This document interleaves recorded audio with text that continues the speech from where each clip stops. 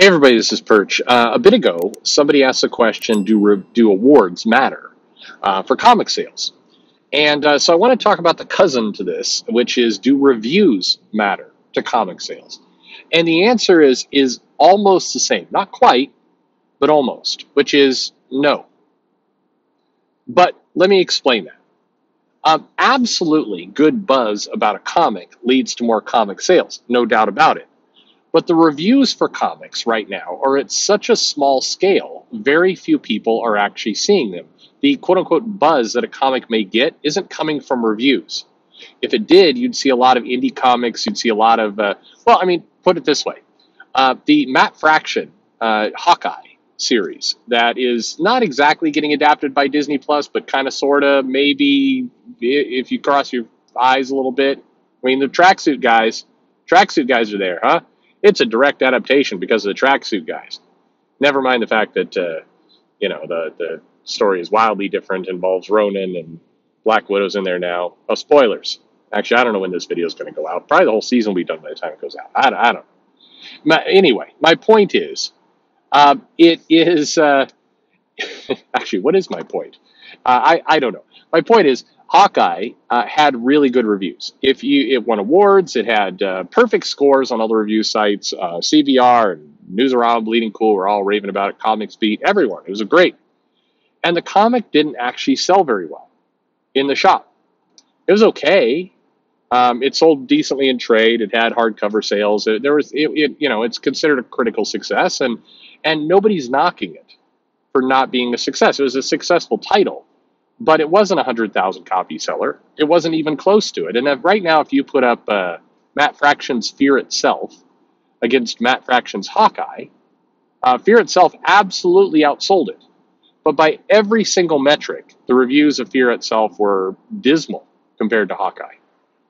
It just does show reviews in that way don't particularly matter. And there's a couple of reasons for this. One, like I mentioned, a lot of review sites are small. They don't really matter. They're kind of off in a corner. They're not. Nobody's really paying attention to a lot of that. When I say nobody, I mean the vast majority of people are not paying attention to it. It's not the source of truth for how people go to look for comics. All things considered, and this is one of the problems, if you think about the influence Wizard had, which gave reviews and actually could make or break a comic based on their reviews, they had a pretty wide distribution. It was known as an authoritative source. What we have now is, even if you combined Newsarama, Bleeding Cool, CBR, The Beat, I don't know, who else do you want to throw in there? Just random other sites? You're still at a fraction of the influence that Wizard had. Even IGN, and IGN was that had reviews for the New 52, and they've been a DC kind of partner-ish site for a while. DC often knows they can throw stuff to IGN, and they'll get good reviews out of it, give favorable coverage. It's still tiny compared to what Wizard used to do. It's just not a place people are going to get their information on comics, which does speak to a bigger problem. Because if there was more promotion, reviews, even attention, even if all the reviews were terrible, if they were at a bigger location, if they were reaching a wider audience, there would be more awareness about comics. The big problem is there really isn't any source right now that has awareness in comics. The reviews that happen in the store matter more. And the reviews that happen on social media are all but nonsense. I think almost nobody is paying attention to the social media, Facebook's, Twitter reviews of anything. And part of the problem there is that they've gone so hard polarized in the reviews. I'm noticing, here's this new phenomenon that scares me a little bit, is people are giving reviews on things they aren't reading. Meaning, I heard that this comic was filled with wokeism. I mean, okay. But this isn't a tweet or a comment somebody is making. This is actually the review.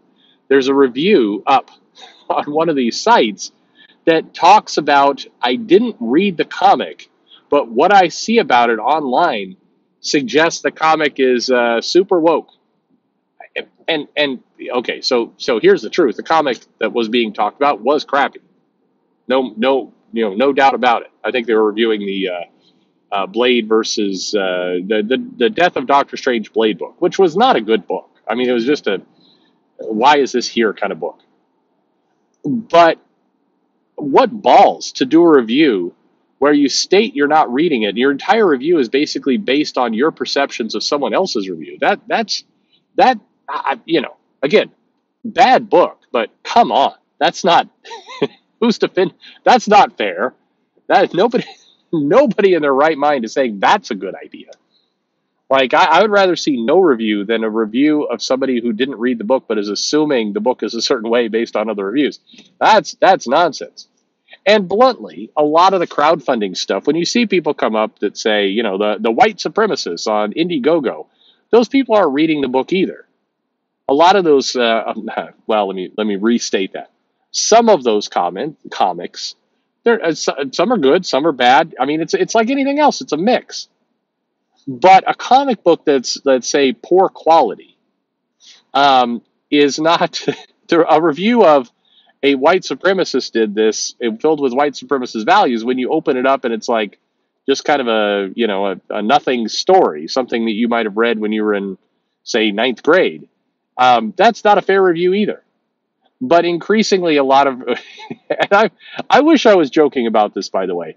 I do find it baffling. And there's certain, all right, there's certain events and certain moments when it comes to comics and behavior where I just feel like, screw it. Like I throw up like I'm done. I there's no point. Why even bother with this kind of stuff? Why? And the non-review review is a perfect example. It's people reviewing a comic based on what they assume the creator is like, and not actually ever reading the book. It's when I see reviews. There were a number of them for Superman Smashes a Klan. It's like, well, that writer I hear hates conservatives, so the book is filled with anti-conservative stuff. It's like that book was based off an old radio play. I should do a review. I'm gonna hold my ground on Superman Smashes a Klan. It was not an anti-Republican book. I'm sorry. Like I will get into. I can be fair on any kind of nuance up and down over everything. But come on. No, you really have to be reaching. Seriously. Just I don't know. There's somebody was complaining about Todd McFarlane. I get, which a lot of people don't, but every now and then somebody will go in on Todd McFarlane. And one of the ones that cracked me up the most is Todd McFarlane, a book whose character is dripping with racist values. It's like, oh, you mean Al Simmons, the black guy who is Spawn? That guy? Are you? Well, you missed that one. You kind of screwed that one up. I don't know. That stuff always just makes me exhausted. It always, every single time, makes me exhausted. And then further, when you confront people with this, and they're like, "Well, maybe I didn't read it, but it's actually true. You know what's really going on here. What's really going on here is you're an idiot. That's what's really going on here. What are you talking about?" I don't know. One of my least favorite argumentative tactics, which you see in reviews sometimes from time to time as well, is rather than talk about the point at hand, I'm going to shift the argument to something completely different, and then harass you for not following me down this crazy other path. And anyway, I'm just rambling at this point. No, reviews don't terribly matter to comic sales. I wish they did, and in a healthier industry they would. But today, not really. Now, granted, I guess I'll as long as I'm running the gamut, I know several of you do listen to videos like this one, or by more competent people, and you basically make your reading suggest your reading material based off of what you hear. You find somebody that you trust who gives you a review, and then you will also read those books. Now, that's perfectly acceptable, but in terms of how much that's really influencing, not enough to really matter. I mean, some, and any little bit helps. And especially on the indie side, when you're talking about books that are, in the hundreds or, 1,000, 2,000 copies, videos like this, videos that other people do reviewing a book can help a lot. But in terms of, if you're trying to get to that, 40, 50, 60,000 copies sold, over 100,000 copies sold, then unfortunately the influence of these videos also is just, it's not enough volume. You've got to rebuild the whole system. That's what you got to do. There's no way around that. The system itself for providing reviews and providing good buzz and getting, some excitement around comics, that system is broken, thoroughly broken. And it's not like you need to, bring Wizard back from the dead, but you need to have something.